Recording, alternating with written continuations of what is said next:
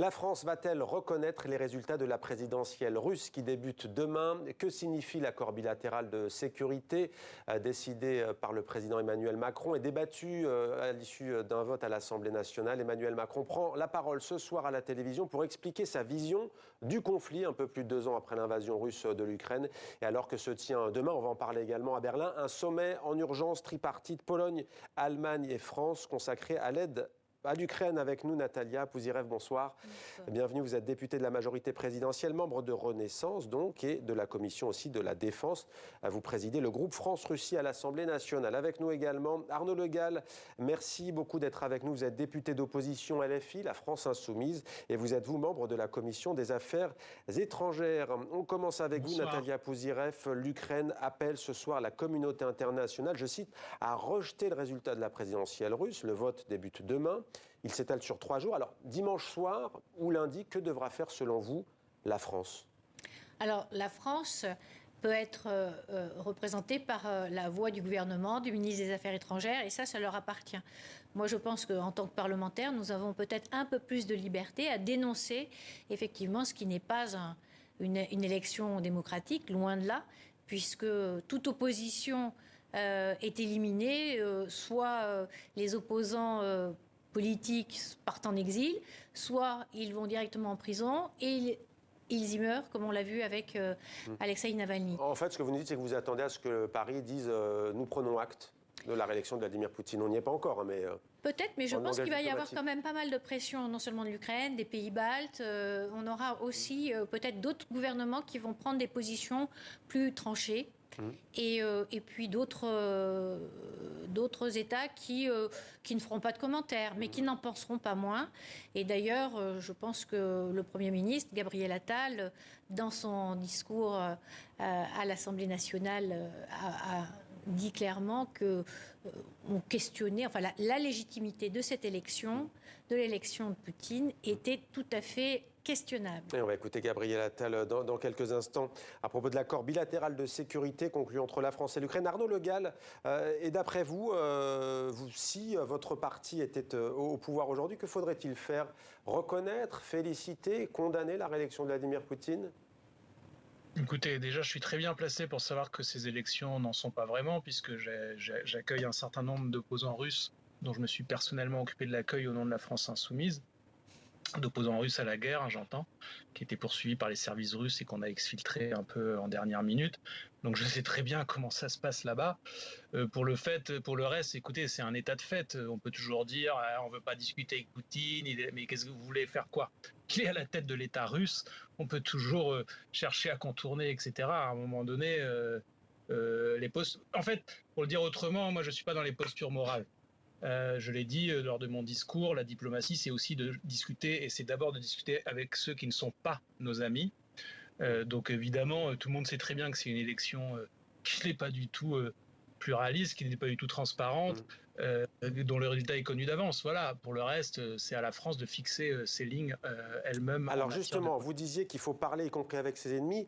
J'ai une question pour vous, Madame la députée. Emmanuel Macron, au début, et d'ailleurs ça lui a été reproché par de nombreuses voix politiques, diplomatiques, de la société civile, également aussi d'opposants russes, il parlait au téléphone en direct avec Vladimir Poutine, et il y a quelques jours, il a jeté un pavé dans la mare en disant en évoquant l'hypothèse d'envoi de troupes au sol. Qu'est-ce qui a changé dans la vision d'Emmanuel Macron du conflit? Écoutez, jusqu'au dernier moment, il a essayé de sauver la paix.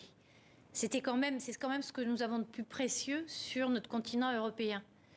À partir du moment où Vladimir Poutine a violé les frontières de l'Ukraine et a franchi le Rubicon, et que les derniers essais, les dernières tentatives d'obtenir un retrait des troupes russes n'étaient plus possibles, je pense que Emmanuel Macron en a tiré les conclusions que, d'une part, on ne pouvait pas faire confiance à la parole du président Poutine, puisqu'il avait menti à tout le monde en disant qu'il n'envahirait pas l'Ukraine.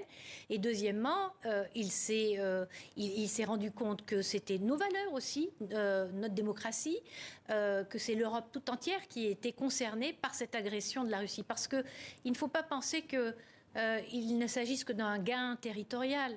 Il s'agit d'une guerre idéologique contre l'Occident. D'ailleurs, Poutine l'avait déjà théorisé en 2018 dans un fameux discours. Mais on voit bien. Et là, mais depuis 2022, il y a eu quand même le sommet de Versailles qui a dit nous, Européens, en somme en soutien plein et entier à l'Ukraine. Et il y a eu un moment d'unité formidable dès les premiers mois de 2022. Et ensuite, en 2023, le président Emmanuel Macron a tenu un discours très fondateur et très fort à Bratislava, qui reconnaissait auprès des pays d'Europe centrale et d'Europe orientale que nous n'avions peut-être pas suffisamment écouté leurs craintes et que nous serions là avec eux pour justement faire face à Poutine. Alors en tout cas, l'Ukraine, et le répète à l'image de Volodymyr Zelensky, ne voit pas l'aide arriver, en tout cas pas autant qu'espéré. Et sur le terrain, la situation militaire est très compliquée pour l'armée ukrainienne. On en vient à cet accord. Donc Arnaud Le Gall, vous à la France Insoumise, vous avez voté contre. On rappelle que ce n'était pas un vote contraignant du tout, puisque cet accord, il a été conclu et signé au mois de février par les deux présidents, Macron et Zelensky. Pourquoi est-ce que vous êtes opposé à ce texte? On rappelle que dans l'opposition, le Rassemblement national a préféré s'abstenir. Vous avez dit non. Pourquoi? Parce que notre parole à nous est plus indépendante. On a dit non parce que c'était un simulacre de débat pour plusieurs raisons. La première, vous l'avez dit, l'accord était déjà signé et comme c'est pas un traité, de toute façon, il n'y a pas besoin de le ratifier. Par ailleurs, sur le fond, comment ça sur le fond? Sur le fond de l'accord, sur le fond, qu'est-ce que vous en pensez? D'abord, je pense que je parle d'abord du cadre de ce débat. Ce débat, il n'a pas été annoncé après la signature de l'accord le 16 février, il a été annoncé après les propos irresponsables du président de la République, chef des armées, le 26 février. Irresponsable, c'est pas dans ma bouche, enfin c'est dans la mienne, mais je reprends les propos de Jean-Pierre Chevènement, de Dominique de Villepin, de Pierre Lelouch, ancien secrétaire général de l'Assemblée parlementaire de l'OTAN. Donc c'est pas des insoumis voilà, ils sont pas connus pour être des insoumis, mais par contre ce sont des gens qui ont une certaine expérience en politique étrangère. Pourquoi propos irresponsables? Parce que pour la première fois, le président a émis la possibilité qu'on se retrouve en confrontation directe, en situation de guerre directe face à une puissance nucléaire. C'est contraire à toute notre doctrine. Et contrairement à ce que disent les gens qui défendent ces propos, il parlait bien de troupes au sol en langage dit politico-militaire. Les troupes au sol, c'est des troupes combattantes. Sinon, on n'en parle pas, on parle de personnel au sol, on parle de présence au sol. Et soit dit en passant, il y a déjà une présence française au sol en Ukraine. D'ailleurs, j'en veux pour preuve que les alliés de la France se sont tous désolidarisés immédiatement de ces propos, ce qui a isolé la France. Et ce qui en effet donne une impression de confusion, parce qu'il est passé d'un extrême à l'autre. Finalement, il était le président qui évoquait des garanties de sécurité collective. Et d'ailleurs, il le fait encore en privé, c'est intéressant. Il ne dit pas toujours la même chose quand il rencontre les chefs de parti, voilà. Donc personne n'y comprend plus rien. Il a réitéré ses propos depuis en disant qu'il n'y avait aucune limite au soutien. Et son ministre dit on n'enverra pas de troupes au sol. Donc pour nous, les mots ont un sens en vérité. Il n'a pas rétabli une ambiguïté stratégique, il a au contraire fait de la confusion et offert à Poutine tout un ensemble de communiqués des États-Unis, de l'OTAN, etc. On les a donnés, réaction. Alors ce soir, dernière chose sur l'accord stricto sensu, nous ne sommes pas d'accord avec afficher un soutien de principe à l'entrée de l'Ukraine dans l'Union européenne sans harmonisation fiscale, sociale préalable. Voilà, on a bien compris votre position. Et deuxièmement, nous ne sommes pas d'accord d'afficher un soutien de principe pour l'adhésion à l'OTAN. Oui. Alors, juste sur cet accord, je le disais, c'est vrai que l'Ukraine ne voit pas venir. Donc, on a le sentiment que l'Ukraine ne peut pas renverser l'armée russe sur le terrain. Que peut apporter cet accord? Qu'est-ce qui peut se décider demain pour renverser la situation? Et à un moment, est-ce qu'il ne faudra pas négocier? Il y a une situation d'urgence que reconnaissent d'ailleurs la plupart des pays européens. Donc, il faut, je dirais, minorer les éléments de langage de la France insoumise. Parce que finalement, bien sûr que le président répondait à une question, est-ce que vous allez envoyer des troupes au sol? Et il a répondu, il n'y a pas de consensus pour envoyer des troupes au sol, mais rien n'est à exclure. Donc il faut bien expliquer que c'était en réponse à une question. Et que dans l'état actuel des choses, on ne va pas envoyer des troupes combattantes en Ukraine. Et c'est ce que demande l'Ukraine d'ailleurs, c'est qu'on renforce notre soutien pas seulement en armement, mais aussi en logistique. Et c'est ce qu'il y a dans cet accord. C'est le fait qu'on aille au plus près de soutenir le matériel. Quand il tombe en panne, plutôt que d'aller de l'autre côté de la frontière polonaise, qu'on puisse être là au plus près, faire de la formation, éventuellement aussi sur... Est-ce que c'est pas nourrir la guerre, Madame la députée? Est-ce que c'est pas nourrir... Mais non, mais la guerre, elle est à nos portes. La guerre, j'ai organisé aujourd'hui un colloque interparlementaire avec une dizaine de députés de différents pays. Je peux vous dire qu'ils sont tous d'accord avec la position de fermeté du président Macron et qu'ils sont dans un état d'esprit face à cette gravité de situation qui est, il faut faire très attention, il faut que nous prévenions nos populations. Alors, les premières réactions, bien sûr, on imagine, les gouvernements, ils ont tenu à rassurer leur population en disant « mais non, on ne va pas mobiliser », parce que bien sûr, des gens comme LFI ont voulu faire croire qu'on allait mobiliser des classes d'âge et les envoyer se battre en Ukraine. Ce n'est pas du tout le cas. On a une armée de métier, une armée professionnelle. Mais bien sûr, il y a eu ce besoin de réassurance en disant « non, vous inquiétez pas, on ne va pas mobiliser pour envoyer des soldats en Ukraine ». Mais depuis... le ministre des Affaires étrangères de Pologne a soutenu le discours, la position d'Emmanuel Macron. C'est la même chose en République tchèque, dans les pays baltes aussi. Ce sera plus difficile de faire bouger les Allemands, je suis d'accord. Et les États-Unis notamment, en tout cas dans le discours. Ils sont en veille électorale, en veille d'élection, donc il ne faut pas trop attendre de changement d'attitude.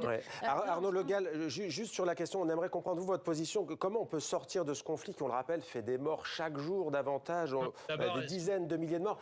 Quelle est la voie? Est-ce qu'il faut ouvrir des négociations? Par quel canal? Je vais vous la donner immédiatement, mais d'abord, juste élément de langage. Donc, personne n'a rien compris à la pensée du président. Le secrétaire général de l'OTAN n'a pas compris. Non, mais vous, très bien, mais le secrétaire général de l'OTAN n'a pas compris, les Allemands n'ont pas compris, l'Espagne n'a pas compris, les États-Unis n'ont pas compris. Tous les jours, je sais ce qu'ils en pensent. S'il vous plaît, je n'ai pas interrompu, madame. Parce que je sais que vous avez coutume de ne pas laisser les gens parler sur les plateaux, mais comme la dernière fois sur la chaîne parlementaire, mais moi je vous ai pas. Monsieur, si vous dites des contre-vérités, forcément. Allez-y, poursuivez Arnaud Le Gall. Allez-y. Des opinions sur le rôle de la France, c'est pas des faits. Les faits les opinions que vous énoncez, elles sont démenties. Oui. Les alliés les plus puissants de la France se sont désolidarisés, que ça vous plaise ou non. Merci. Du président. C'est M. Chevènement qui le dit. Et oui, vous l'avez déjà dit. M. Chevènement, la référence de LFI maintenant. Merci. Chevènement de Villepin. Vous les avez déjà cités, Arnaud Le Gall. Merci. Avoir un peu moins de flou et d'ambiguïté dans Merci. En tous les cas, on attend de voir ce que va déclarer le président français Emmanuel Macron. Arnaud Le Gall, merci beaucoup. Je suis mis... Non mais attendez. Oui, allez-y. Par ailleurs, dans notre discours, nous proposons un certain nombre de solutions et je n'apprécie pas du tout la manière dont Madame rabaisse des gens qui ont été à la pointe de la diplomatie française et de la défense française. Merci beaucoup Arnaud Le Gall. Ils ont beaucoup plus d'expérience qu'elle dans le domaine et ils savent de quoi ils parlent quand ils parlent de s'affronter à une puissance nucléaire. Merci Arnaud Le Gall d'avoir été en direct avec nous. Merci beaucoup Madame la députée également et Monsieur le député Natalia Bouzirev d'avoir été avec nous. On imagine que vous allez toutes et tous écouter attentivement Emmanuel Macron ce soir qui va donc devoir convaincre peut-être une opinion publique française et européenne qui doute sur la marche à suivre. Merci à vous. Merci.